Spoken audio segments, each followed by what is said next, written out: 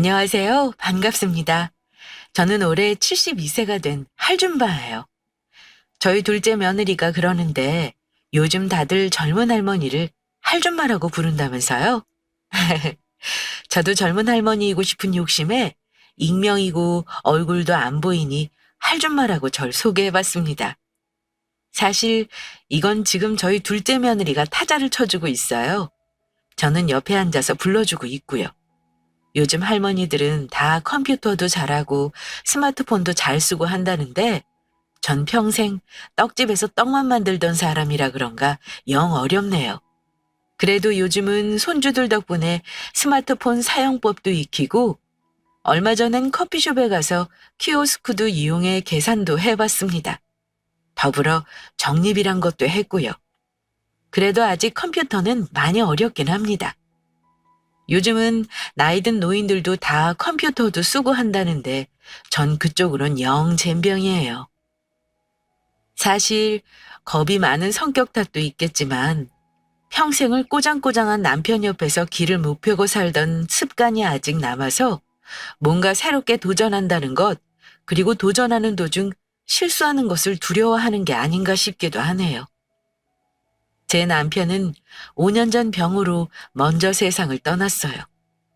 제가 이렇게 욕을 하긴 해도 남편이 제게 참 잘했어요. 가부장적이고 무뚝뚝한 남자이긴 했지만 나름 세심하고 다정하고 무엇보다 평생 한눈 한 번 안 팔고 저만 바라보면서 살던 남자였어요. 아들 둘 키우면서 고생도 참 많이 했고요. 그래서 남편이 제 앞으로 물려주고 간 재산이 좀 있어요. 오늘은 제가 이 재산과 죽은 남편에 얽힌 저의 신기한 경험을 좀 들려드릴까 하고 이렇게 둘째 며느리에게 대피를 신청하게 되었습니다. 제가 워낙 자주 보던 채널이라 그런지 좀 긴장되긴 하네요. 이 사연이 뽑힐지 뽑히지 않을진 모르겠지만 최대한 재미있게 이야기를 한번 해보도록 하겠습니다. 말주변이 없는 저를 너그러이 이해해 주시고 들어주시면 감사하겠습니다. 저는 25살에 남편과 결혼했어요. 흔한 중매로 만났는데 남자가 인물은 별론데 참 성실하더라고요. 그런 남편의 성실함 하나 믿고 전 두 번째 만남에서 결혼을 결심하게 되었죠. 남편은 그때 당시 방앗간을 했어요. 꽤 잘 사는 집 아들이었던 남편의 부모님이 결혼하고 차려주신 거였죠. 규모는 작았지만 남편은 꽤 성실했습니다. 저희 부부는 새벽 4시에 일어나 방앗간으로 출근했고 늦은 밤이 되어서야 집으로 돌아왔어요. 방앗간에 작은 부엌을 두고 아침, 점심, 저녁을 거기서 해결할 만큼 저희 둘은 참 열심히 살았죠. 두 사람이 궁합이 잘 맞았는지 운대가 잘 맞았는지 처음엔 작은 방앗간으로 시작했던 구멍가게를 조금 넓히게 되고 나중엔 떡집을 겸하게 되고 떡집이 입소문이 나면서 그 주변 지역에선 꽤 이름 있는 떡집으로 자리 잡아갔습니다. 소규모의 떡집은 곧 큰 상가 한 채를 통째로 쓸 만큼 커졌습니다. 평일 주말 할 것 없이 밀려드는 주문에 가게는 북적였고 저희 부부는 건물을 올릴 만큼 많은 돈을 벌게 되었죠. 저희 부부가 첫 건물을 올린 것이 첫 애가 중학교 들어갈 무렵이었으니 아마도 결혼하고 17년 되고서였나 봐요. 하여튼 저희는 그때도 밤낮 없이 일했습니다. 인부를 쓰긴 했지만 저희가 직접 만드는 것과 맛이 다르기에 그 맛을 유지하기 위해 밤낮 없이 최선을 다했고 저희 떡집은 다른 지역에서도 주문을 할 만큼 유명해졌죠. 그렇게 시간이 지나 저희 건물은 한 채에서 두 채가 되고 두 채에서 세 채가 되었습니다. 그렇게 고생을 하는 사이에 저희 부부 사이는 어땠냐고요? 성실함이 장점이었던 남편은 참 많은 단점을 가진 사람이었습니다. 낭만적이거나 자상하다거나 하는 것은 기대도 못했고요. 아침엔 일어나면 물을 떠다 받쳐야 했고 삼시세끼 꼭 갓 지은 쌀밥을 대령해야 했어요. 그렇게 아침 저녁으로 고생한 부인에게 고맙다는 말, 수고했다는 말, 피곤하지라는 따뜻한 위로 한번 건넨 적 없는 정말 가부장 그 자체인 남자였죠. 지금 생각하니 그래 다른 사람들처럼 밖에서 술 안 먹고 바람 안 피우는 게 어디냐 하며 그 무뚝뚝함을 참고 살았던 세월이 참 기네요. 그런데 남편은 제가 원하지도 생각지도 않던 방법으로 그 긴 세월을 보상해 주었습니다. 제가 45살이 되던 해였어요. 무심하게 툭 제게 서리봉투를 건네더군요. 여보, 이게 뭐예요? 아, 보면 몰라? 퉁명스럽게 던진 말에 봉투를 열어보았습니다. 그 봉투엔 무슨 서류가 산더미처럼 들어있었는데 열어보니 대충 건물과 집 그리고 가게를 모두 부부 공동 명의로 돌려놓은 문서였어요. 사실 어차피 요즘 같은 시대야 소송하면 그 재산 모두 분할받을 수 있지만 저희 때는 그랬나요? 그냥 안 주면 못 받는 거고 그런 줄만 알고 살았는데 사실 이혼할 마음도 없었지만 남편의 그런 행동이 제게는 큰 선물 같았어요. 마치 저를 믿고 한 사람의 동반자로 인정하고 있다는 속뜻이 들리는 것만 같았죠. 지금까지 고생한 것이 고맙다는 남편의 무뚝뚝한 마음 표현 같아 하염없이 눈물만 흐르더군요. 저는 그 서류를 잡고 펑펑 울었어요. 그러자 남편이 아, 왜 울고 난리야? 하더니 제 곁으로 와서 그러더군요. 그동안 고생 많았어. 우리 조금만 더 고생하자고. 애들 다 키우고 장가 보내고 나면 시골에 별장도 짓고 당신 좋아하는 채소도 키우면서 응? 살면 좋지 않겠어? 더듬더듬 말하는데 남편의 딱딱한 마음속 진심이 어찌나 따뜻했는지 지금도 잊히지 않습니다. 알겠어요. 우리 꼭 그렇게 살아요. 저는 그리 말하며 눈물을 닦고 환히 웃었죠. 그 후에도 저희는 정말 최선을 다해 살았어요. 밤낮 없이 일하고 아이들을 바르게 키우기 위해 노력했습니다. 그렇게 시간이 흘렀고 장성한 두 아들은 1년 텀을 두고 나란히 결혼하게 되었어요. 첫째 며느리는 똑부러졌어요. 꽤 똑똑하고 야무진 구석에 있는 아이였어요. 워낙 배운 것도 많고 아는 것도 많은 아이였는데 성격은 좀 여우 같은 면이 있었죠. 가끔 와서 애교도 피우고 뭐 사달라고 어리광도 떨고 마치 막내딸같이 살가운 구석이 있는 애였어요. 반면 둘째는 좀 곰 같고 수더분한 애였어요. 대신 묵묵하고 무거웠죠. 첫째와 둘째 며느리가 바뀌었으면 참 좋았겠다 싶을 만큼 두 며느리가 참 달랐어요. 그래도 뭐 어때요? 어떤 며느리든 아들과 잘 살아주면 감사한 거죠. 저희 부부는 둘 다 내 자식 하나 더 생긴다 생각하고 제 자식처럼 아끼며 살자고 다짐했습니다. 그렇게 둘째의 결혼식을 마친 날 밤, 남편은 몇 년 동안 한 번도 꺼낸 적 없던 이야기를 다시 꺼냈습니다. 그때 약속했던 거 땅 샀어. 전 하도 오래전 일이라 까맣게 까먹고 있었지 뭡니까? 그래서 제가 물었죠. 뭔 말이에요? 우리 늙으면 집 지어서 내려가기로 했잖아. 그거 땅 샀어. 아주 넓어. 곧 건축업자 만날 건데 평소에 당신 살고 싶었던 집 있으면 사진이나 몇 장 보내보든가. 건축가한테 뭐 말이라도 해보게. 무뚝뚝하고 거친 말 끝에 절 생각하는 진심이 느껴졌어요. 저는 남편의 손을 꼭 잡았죠. 난 어디든 좋으니까 당신 원하는 집에서 살아요. 대신 나 마당에 작은 정자 하나만 지어줘요. 거기서 당신이랑 고스톱이나 치면서 살게. 남편은 쑥스러운 듯이 웃더니 그러더군요. 지금까지 고생 많았네. 일에 미쳐 사는 것 같던 남편은 거짓말처럼 가게들을 정리하기 시작했습니다. 정말 이제 진짜 편안할 날만 남았다고 생각했죠. 그런데 불행은 꼭 가장 행복하기 직전에 찾아오더군요. 바로 남편의 대장암 소식이었어요. 병원에선 손쓰기엔 너무 늦었다는 말이 돌아왔습니다. 길어야 6개월이라는 시한부 판정을 받게 된 거죠. 하늘이 무너지는 기분이었어요. 이제 편히 살 날만 남았다고 생각했는데 갑자기 병원이라니. 남편이 너무 가엾고 혼자 남겨줄 저도 너무 가여웠죠.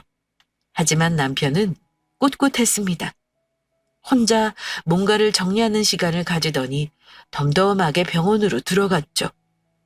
병실에 누운 남편을 바라보며 눈물을 뚝뚝 흘리는 제게 그러더군요. 울지 말어. 당신은 억울하지도 않아요? 그렇게 열심히 살았는데. 그러자 남편이 그러더군요. 사람 다 죽는 거야. 그냥 좀 더 빨리 가는 거지. 난 남은 시간 자네랑 좀 즐겁게 보내다 가고 싶어. 이렇게 우는 거 말고. 슬펐지만 남편의 말이 맞았죠. 그래서 결국 전 남편의 말을 따르기로 했어요. 눈물을 닦고 밝게 웃어 보였죠. 저는 남편을 옆에서 살뜰히 간호했어요. 늙은 몸에 지치기도 했지만 남편의 곁을 떠나고 싶지 않았습니다. 그런데 참 그날 밤은 기분이 이상했어요. 한밤중에 잠에서 깨어난 남편이 절 부르더군요.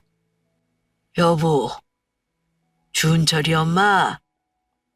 전 잠시 붙였던 눈을 뜨고 남편의 상태를 살폈습니다. 늘 골골대던 남편의 컨디션이 무척 좋아 보였어요. 아, 여보, 오늘은 좀 기운이 나요? 아주 좋아. 나 메론 좀 깎아다 줘.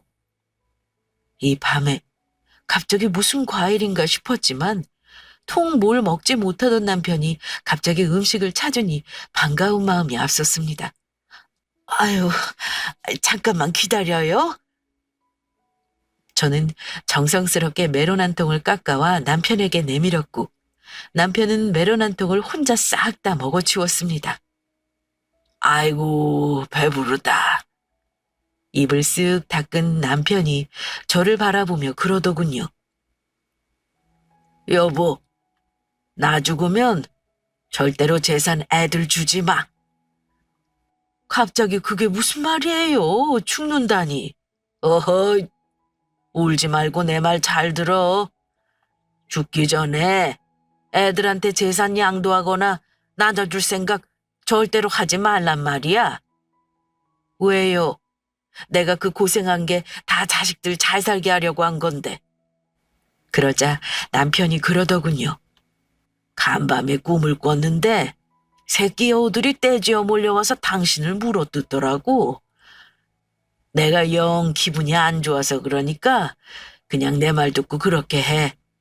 이거 꼭 지켜야 해.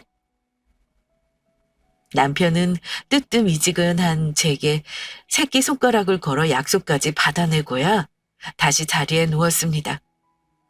그리고 그날 새벽 남편은 7개월의 투병 끝에 세상을 떠났습니다. 그 대화가 마지막인 줄 알았다면 좀 더 잘해줄 걸, 몇 마디 더 할 걸. 저는 정말 깊은 슬픔과 후회에서 헤어나올 길이 없었습니다. 평생 동지이자 동료이자 친구이자 남편이었던 사람이 한순간에 사라져버린 거니까요. 그렇게 한평생 고생만 하다가 간 남편이 야속하기도 하고 불쌍하기도 하고 저는 한 달을 그렇게 집에 틀어박혀 눈물만 흘렸던 것 같아요.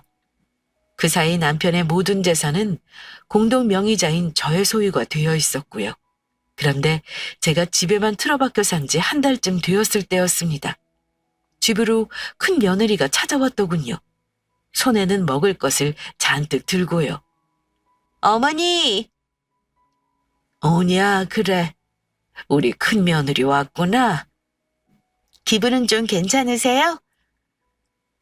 좀 살만하면 힘들고, 살만하면 힘들고 그렇구나. 아이, 그렇지요.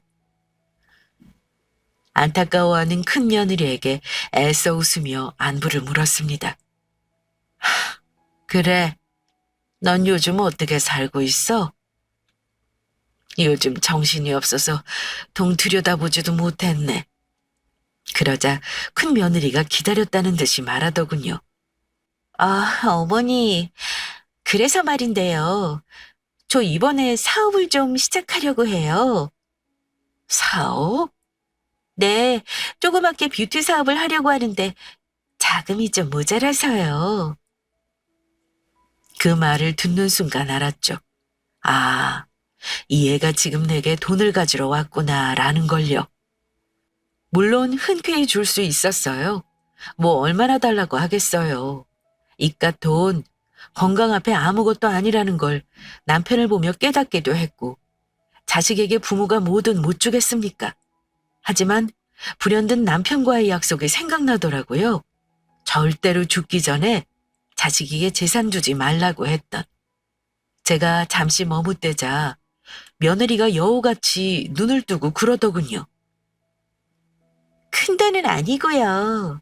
한 3억 정도면 되거든요. 3억이나? 며느리 입에서 나온 거금에 저는 놀랄 수밖에 없었습니다. 떡 몇백 판을 팔아도 나오지 않을 만큼의 큰 액수였으니까요. 네, 어머니. 어머니는 아버님이 돌아가실 때 물려주신 건물도 있고 이 집도 있고 아마 현금도 꽤 가지고 계실 것 같은데 저희 유산 미리 좀 주시면 어떨까 해서요.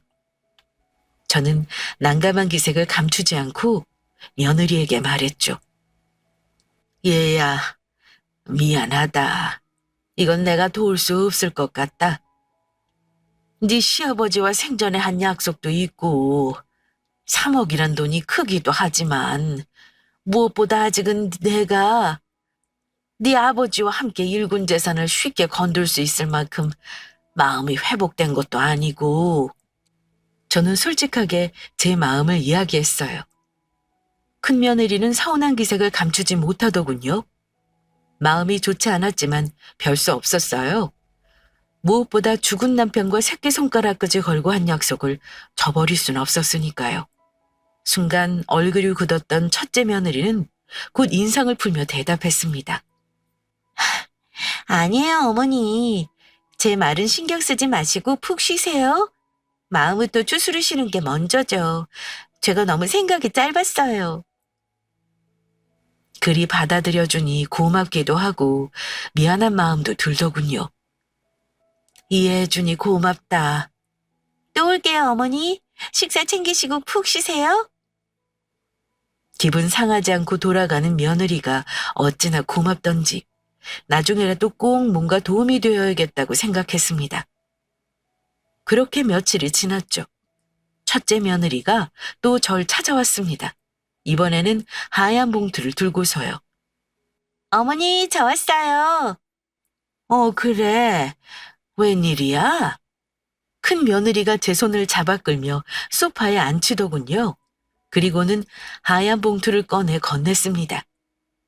어머니, 제주도 여행권이에요. 호텔까지 모두 예약했으니까 저랑 여행 가요. 여행? 네네. 저랑 어머니랑 둘이만 여행 간 적 없잖아요. 갑자기 이건 왜... 그러자 큰 며느리가 곱게 눈을 접으며 웃더군요. 저번에 어머니랑 대화하는데 기분이 너무 안 좋더라고요. 어머니가 너무 힘들어하시는 것 같은데 뭘 해드릴 수 있는 게 없으니. 그래서 어머니 기분 전환 시켜드리려고요. 내일인데 같이 가세요. 네? 저는 내키지 않았습니다. 사실 남편과 사별한 지 채 한 달밖에 되지 않아 여행이라니. 좋은 것을 보고 맛있는 것을 먹으며 웃고 싶은 기분이 아니었죠. 어머니, 저랑 가요. 네? 네? 그러나 큰 며느리의 마음은 무시할 수가 없었습니다. 그래서 흔쾌히 허락했죠. 그래, 그러자꾸나. 그렇게 3일 후 주말에 함께 여행 가기로 하고 큰 며느리가 돌아갔어요. 그런데 참 그날 제가 바빴습니다. 왜냐하면 둘째 며느리가 찾아온 거였어요. 늘 묵묵하고 말이 없는 둘째가 왔길래 전 또 반갑게 맞았죠. 그래 아가. 어머니 하며 들어오는 며느리의 표정이 좋지 않더군요. 무슨 일 있니? 아니요. 어머니 잘 계시나 보러 왔어요. 그리 살가운 아이도 아니고 말도 없는 아이가 집에 찾아와 멀뚱히 앉아있더군요. 뭐 마실 거라도 줄까? 아니요. 어머니 할 거 하세요. 하면서요. 저는 좀 불편하기도 하고 당황스럽기도 했지만 그러려니 했습니다. 아무래도 혼자 된 제가 걱정되어 온 것 같은데 돌려보내기도 뭐했죠. 전 둘째 며느리와 함께 식사도 하고 TV도 보며 시간을 보냈습니다. 둘째는 그날 절 가만히 바라보고 쳐다보고 뭔가 관찰하는 것 같다가 밤늦게야 자리에서 일어섰습니다. 이제 가볼게요, 어머니. 그래, 종종 놀러 와. 네. 근데 어머니, 뭔가 할 말이 있는 것처럼 망설이더군요. 그래. 뭐 할 말 있니? 둘째 며느리는 한참을 뜸을 들이다 힘겹게 입을 열었어요. 다른 건 아니고요. 형님이요. 형님?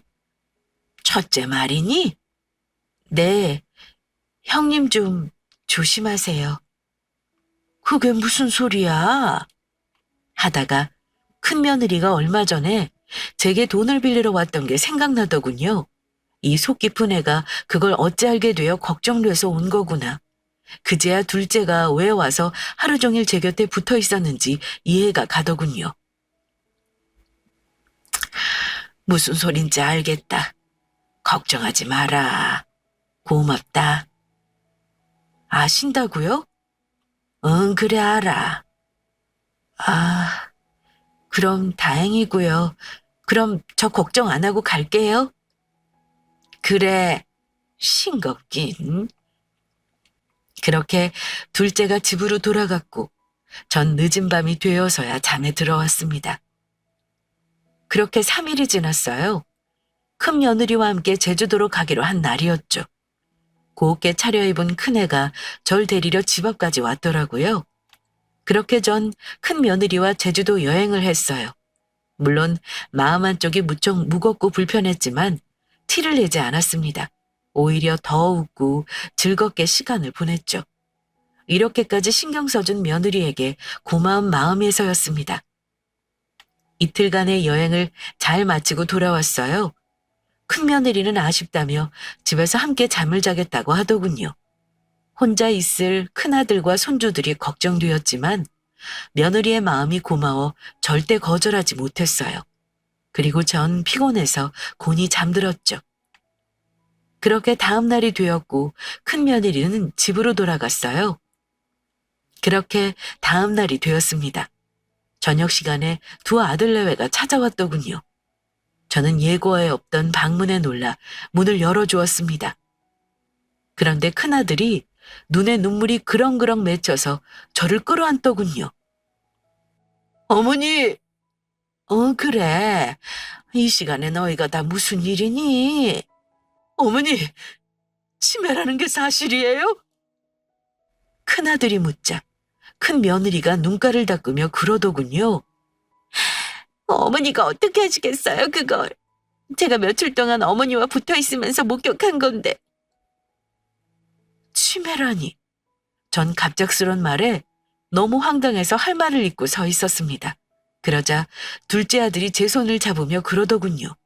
어머니, 병원 가보세요. 일단 치매인지 아닌지 확인을 해야죠. 확인은 무슨, 우리 와이프가 이미 봤다는데 요양원부터 알아봐야지. 어머니, 저 사실 어머니 찾아왔을 때 깜짝 놀랐어요. 어머니 바지에 실례하셨는데 그걸 모르고 계셔서 놀라서 확인하려고 제주도를 함께 갔던 건데 역시나. 저는 어안이 벙벙했습니다. 전 너무도 멀쩡하고 아무렇지도 않은데 치매라니. 본인은 자신 치매라는 걸 모른다던데 혹시 그런 건가? 저는 털썩 그 자리에 주저앉아 버렸죠. 멍하게 자식들을 올려다보는데 큰아들과 큰며느리는 울고 있고 둘째 내외는 뭔가 불만이 가득한 표정으로 그런 제형 내외를 쳐다보고 있더군요. 이 일이 뭔 일인가 저도 모르겠고 혼란스럽더라고요. 제가 넋을 놓고 앉아 있는데 큰아들이 제 손을 꼭 잡으며 그러더군요.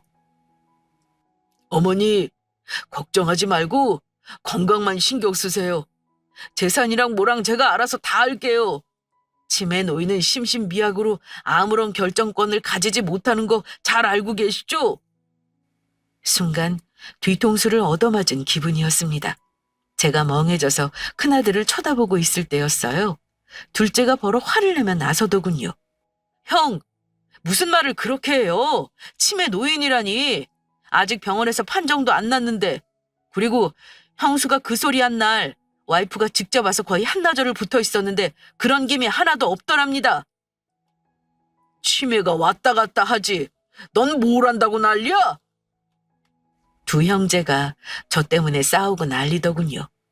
저는 정말 무슨 일인지도 모르겠고 둘이 싸우는 소리를 듣기 싫다는 생각만 들었어요. 저는 손을 내저으며 애들을 쫓아냈죠. 그냥 다 나가라.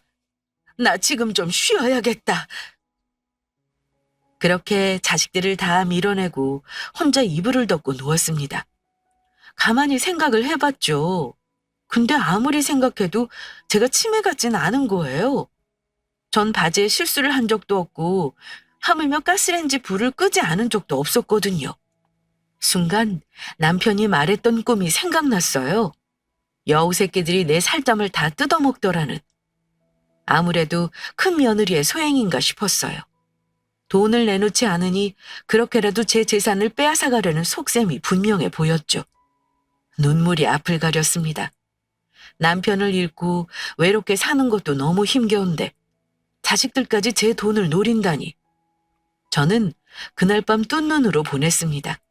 날이 밝자마자 남편의 유골이 안치된 납골당으로 향했죠. 그리고 남편의 납골당 앞에서 목을 놓아 울었습니다. 아이고 여보, 나 어쩌면 좋소. 큰 며느리가 나를 치매로 몰아서 재산을 다 빼앗으려는 속셈인 것 같은데 자식까지 나한테 이러니 내가 억울해서 살 수가 없어. 엉엉 소리내서 우는데 갑자기 햇볕이 따스하게 내리쬐더라고요. 갑자기 미친 듯이 졸음이 쏟아졌어요. 그리고 저는 그 자리에 쓰러져 저도 모르게 스르르 잠이 들어버렸죠. 저는 꿈을 꾸었어요. 남편이 짓겠다던 양평 집터였는데 집이 모두 완성되어 지어져 있더군요. 남편에게 제가 부탁했던 정자도 앞에 예쁘게 지어져 있었고요. 제가 너무 좋아서 신이 나서 뛰어갔더니 남편이 거기서 화투를 들고 앉아 있더라고요. 왜 이렇게 늦었어? 빨리 와서 배 돌려. 알았어요. 저는 열심히 패를 돌렸고 접전 끝에 남편에게 맞고를 이기고 말았습니다. 꿈인데도 어찌나 기분이 좋던지 신이 나서 남편을 약 올리듯 말했죠. 아이고 여보, 이것도 못해요? 내가 이겨버렸네. 어떡해. 소원이라도 하나 들어줘야겠는데. 이 여자가. 버럭 약이 올라 화를 내던 남편이 쩝 입맛을 다시며 제게 묻더군요.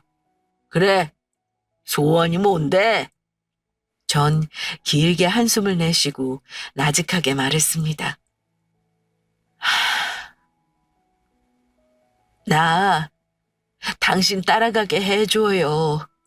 그러자 남편이 버럭 불같이 화를 내더라고요. 뭐야? 그게 무슨 소리야?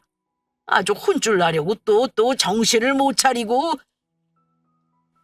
그 목소리가 어찌나 무섭던지 저는 등줄기가 오싹해지는 것을 느꼈습니다. 저는 한탄하듯 바닥을 쳤습니다. 정말 울분에 못 이겨 눈물을 뚝뚝 흘리며 말했죠.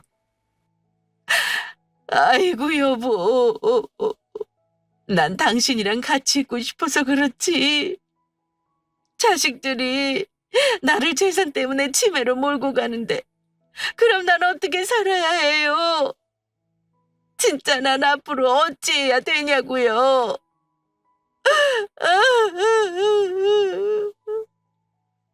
제가 그리 울부짖자 길길이 날뛰던 남편이 털썩 주저앉아 제 손을 잡더군요. 여보, 힘들어도 조금만 참아. 아직은 내 옆에 올 때가 아니야. 그럼 어째요? 나 치매라고 자식들한테 모함 받으면서 더는 살기 싫은데. 다 묘수가 있지. 남편의 말에 번쩍 눈이 뜨이더군요. 묘수요? 그럼. 그리 말하며 웃는 남편이 제 귀에 대고 무언가를 속삭였습니다. 제가 잠에서 깨어난 건 그때였어요. 눈을 떠 주변을 둘러보니 남편도 정자도 사라지고 제가 아까 울며 지쳐 잠든 남편의 유골함이 앞이었어요. 저는 눈물이 맺힌 눈으로 남편의 유골함을 쳐다봤죠. 여보, 당신이 알려준 대로 한번 해볼게요. 저는 그 길로 서울의 큰 병원으로 향했습니다. 그리고 남편이 말해준 의사 선생님을 찾았죠. 잠시 앉아 기다리고 있는데 흰 가운을 입은 중년 남자가 저를 발견하고 뛰어오더군요. 아이고, 형수님 오셨어요? 저를 반갑게 맞아주는 의사 선생님의 얼굴이 낯익었어요. 바로 남편의 고등학교 후배였어요. 그렇게 자주 보고도 이렇게 큰 병원의 의사인 줄은 꿈에도 몰랐는데 저는 놀라 눈을 키웠습니다. 그리고 곧 제가 찾아온 이유를 말했죠. 저 치매가 아니라는 진단서를 받고 싶어요. 그건 왜요? 쓸 곳이 있어서요. 꼭 좀 부탁드립니다. 제가 의사 선생님의 손을 꼭 잡고 간곡히 말하자 의사 선생님이 웃으며 말했죠. 형수님, 그건 너무 쉬워요. 그냥 검사만 하면 되는걸요.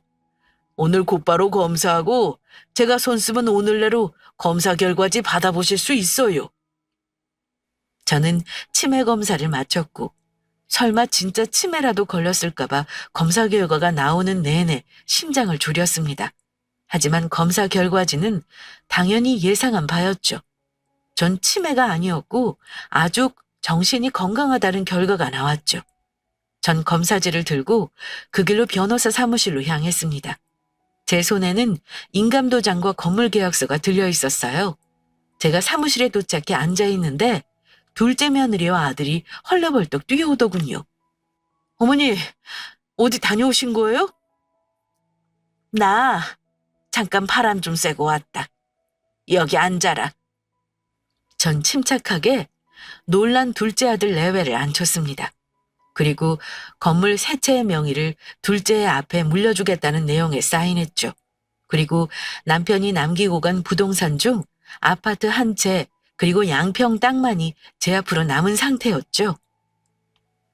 어머니, 이걸 왜 갑자기... 둘째네는 갑작스런 제 결정에 무척 놀란 기색이었습니다. 저는 꿈속 남편의 말을 다시 상기했죠. 둘째네는 애들이 얕지 않고 착해. 게다가 애들이 강단도 있지. 내가 첫째를 염두에 두고 절대로 유산 주지 말라고 한 거야. 그러니까 재산은 우리 둘째에게 다 넘겨. 첫째네 하는 꼴을 보니 이번 일 잘 넘어가도 당신 계속 괴롭힐 것 같아. 남편의 말을 떠올리며 저는 며느리를 향해 입을 열었습니다. 너 그날 나보러 집에 와서 할 일 없이 있다간 그날 말이야. 네, 어머니. 그날 혹시 나 치매 걸렸는지 아닌지 확인하러 왔니? 그러자 둘째 며느리가 고개를 푹 숙이며 몸둘 바를 몰라 하더군요. 저는 둘째 며느리의 등을 토닥이며 말했습니다. 괜찮으니 솔직하게 말해봐. 그러자 며느리는 그제야 사실을 이실직고하기 시작했습니다. 어머니 혹여 상처받으실까봐 조심스러워서 말씀도 못 드리고 저희도 소갈이 많이 했어요. 사실은 형님이 절 찾아오셨더라고요. 어머니 치매 걸리셨다고. 집에 찾아갔는데 자기를 알아보지도 못하고 막 우시는데 처음엔 저도 놀랐어요. 그런데 아무래도 이상한 거예요. 정정하시던 어머니가 갑자기 치매라니 전조 증상도 없었는데 그럴 리가 없을 것 같고 평소 형님 성격을 제가 모르는 것도 아니고 아무래도 이상해서 제가 직접 확인하러 갔던 거예요. 이미 눈치는 채고 있었지만 억장이 무너지는 기분이었습니다. 역시 첫째 며느리가 절 찾아왔던 그날 제가 재산을 내놓지 않자 계략을 짠 거였던 거죠. 둘째 며느리는 한숨을 크게 내쉬고 말을 이었습니다. 그런데 제가 가서 보니 어머니가 평소와 너무 다름이 없으신 거예요. 그래서 확신했어요. 형님이 아무래도 거짓말을 하고 있구나 하고요. 근데 또 제주도를 다녀오시고는 어머니가 치매가 확실하다는 거예요. 도저히 화가 나서 저도 정말 그랬구나. 그러자 둘째 아들이 불쑥 화를 내며 끼어들더군요. 근데 형도 너무하잖아요.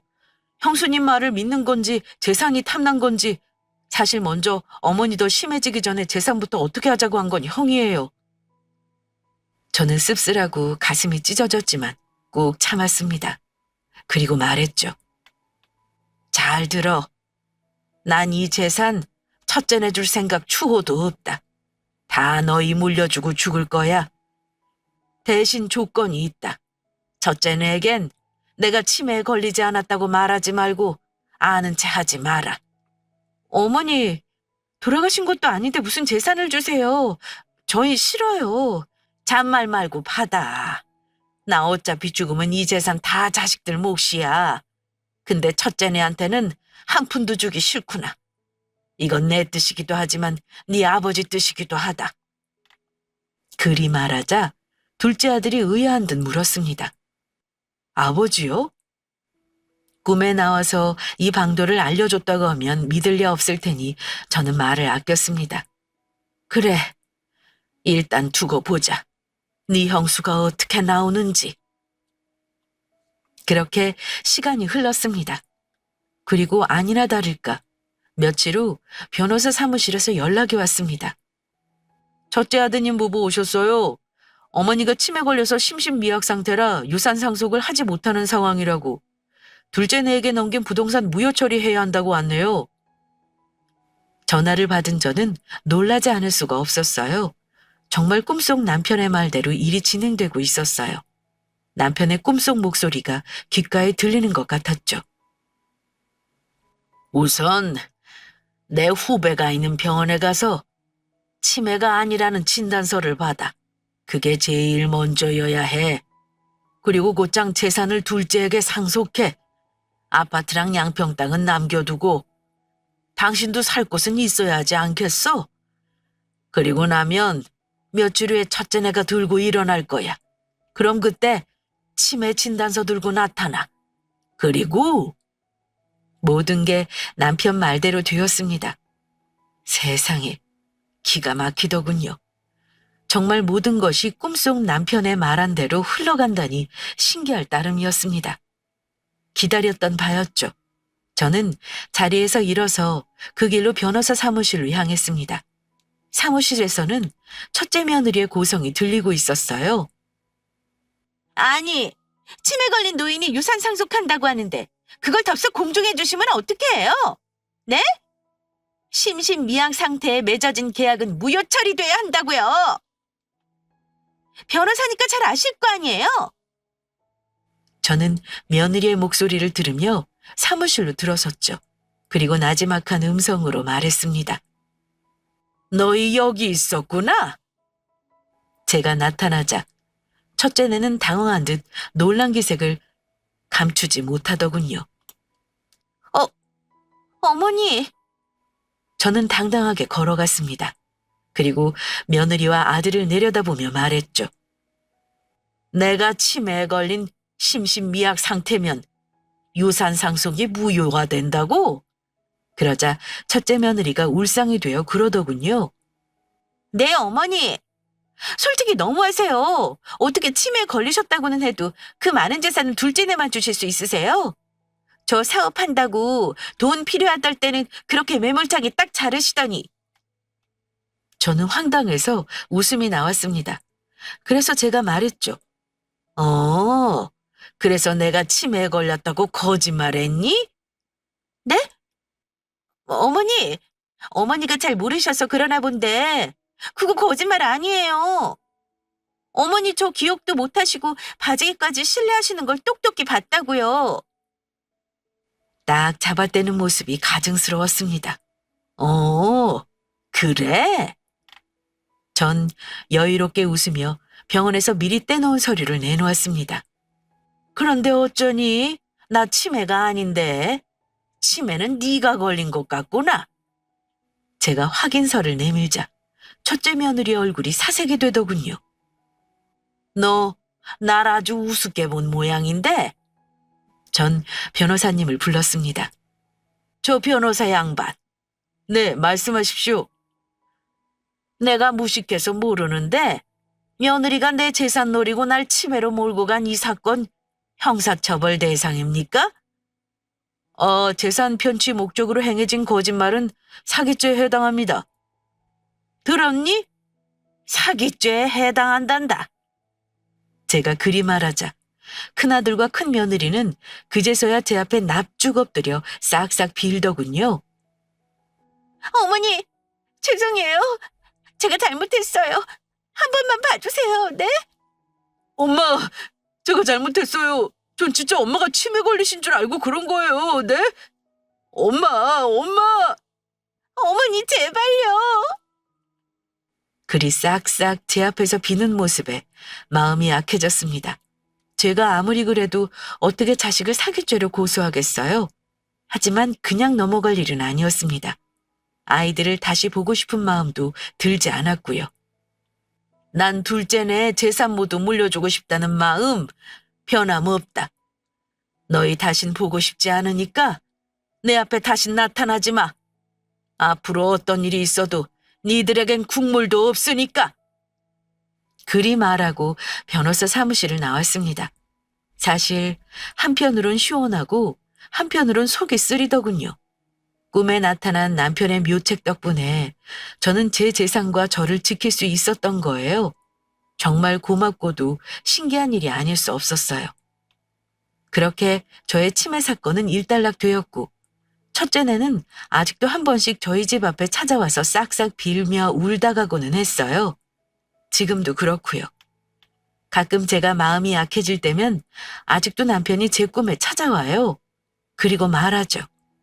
여우 새끼들한테 살 뜯어먹길 생각하지 말고 마음 단단히 먹어. 그럼 전 대꾸해요. 그래서 난 당신 곁에 언제 갈 수 있는데요? 그럼 남편이 그러죠. 내가 당신한테 못해준 게 해주고 싶은 게 너무 많았는데 눈을 감았어. 그거 다 하고 둘째한테 대신 다 받고 오려면 아직 한참 멀었어. 당신은 누릴 거 다 누리고 천천히 와. 늘 저는 베개를 적시며 잠에서 깨어난답니다. 그런데 얼마 전에 남편이 또 꿈에 나왔어요. 양평집이었는데 정원이 아주 예쁜 꽃이 피었더라고요.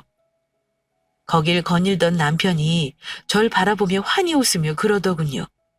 이 꽃이 당신을 닮아 아주 예뻐. 봄 가기 전에 한번 보러 와. 그날 저는 꿈에서 깨어나자마자 둘째 며느리의 차를 타고 그날 양평부지로 향했습니다. 그리고 도착한 양평부지에서 놀라운 것을 보고 맙니다. 언제부터 지었던 건지 다 지어진 새 집이 눈앞에 있었어요. 제가 가지고 싶다던 정자도 아주 예쁘게 잘 지어져 있었고요. 눈물이 앞을 막았습니다. 제가 흐르는 눈물을 주체하지 못하고 입을 틀어막을 때였습니다. 막 공사를 마무리하고 집 밖으로 나오던 건축가가 절 보고 아는 체를 하더군요. 사모님 맞으시죠? 네. 절 어떻게 아세요? 돌아가신 사장님이 사진 보여주셨어요. 이렇게 예쁜 여자가 살 집이니까 세상에서 제일 예쁘게 지어달라고. 정말 사진처럼 고우시네요. 저는 그 자리에 주저앉았습니다. 늘 무뚝뚝하고 마음 표현에 서툴던 남편의 진심을 이렇게 죽고 나서야 뼈저리게 느끼게 될 줄은 정말 몰랐거든요. 꿈에 나타나 방도를 알려준 남편의 도움이 아니었다면 건물은 고사하고 지금쯤 이 양평집도 큰 며느리의 손에 들어가 있을지 모를 일이었죠. 전 아마 치매 노인으로 몰려 어느 요양원에 갇혀 있었을지도 모르고요. 전 남편에게 고마워 하염없이 울었습니다. 남편이 그립고 보고 싶은 만큼 눈물을 다 쏟아내고 집으로 돌아왔어요. 그리고 곧장 아파트를 처분하고 양평집으로 들어왔어요. 여긴 옆에 냇가도 있고 앞엔 텃밭도 있고 이웃 주민들도 재미있어 외롭지 않게 잘 지내고 있어요. 일주일에 한 번 절 잊지 않고 찾아와 주는 저희 둘째네도 있고요. 남편이 날 위해 지어준 집에서 이렇게 한평생 남편의 마음을 느끼면서 살다가 남편의 곁에 가는 것도 나쁘지 않을 것 같습니다. 이 모든 순간과 행복이 남편이 절 위해 마련해준 선물이겠죠. 여보, 조금만 기다려요. 당신이 나한테 못해줬던 모든 것들을 다 해보고 다 누려보고 당신 곁으로 갈 테니까. 고마워요. 그리고 많이 많이 사랑해요. 나이 들어 주책인가요? 좀 부끄러워서 서둘러 글을 마무리하겠습니다. 제 긴 사연 들어주셔서 감사합니다.